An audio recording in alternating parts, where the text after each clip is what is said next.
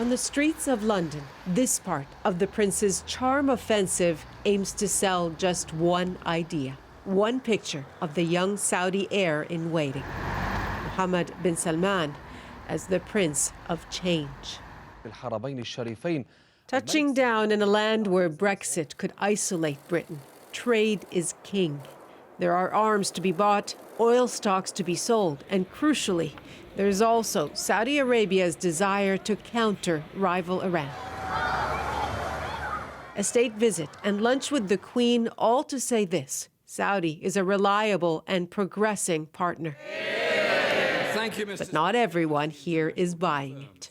As she makes her arms sales pitch, will she also call on the Crown Prince to halt the shocking abuse of human rights in Saudi Arabia? That the link that we have with Saudi Arabia is historic. It is an important one.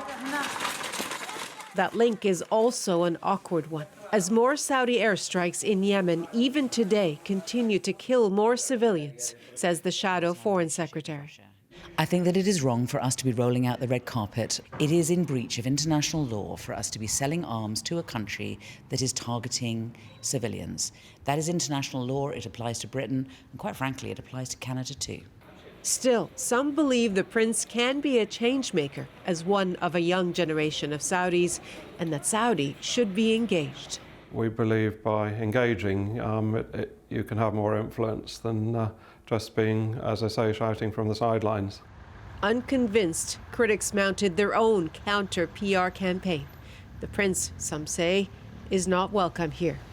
The Crown Prince may be very good at PR, but reality is he's a figurehead from one of the most brutal and oppressive dictatorships in the entire world.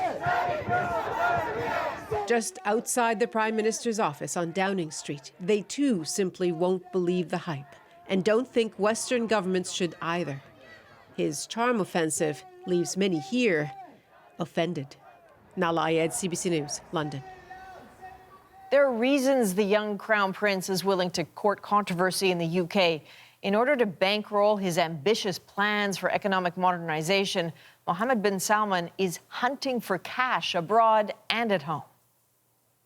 Last year, MBS, as he's known, imprisoned dozens of fellow royals in a five-star hotel until they had coughed up more than $100 billion in settlements.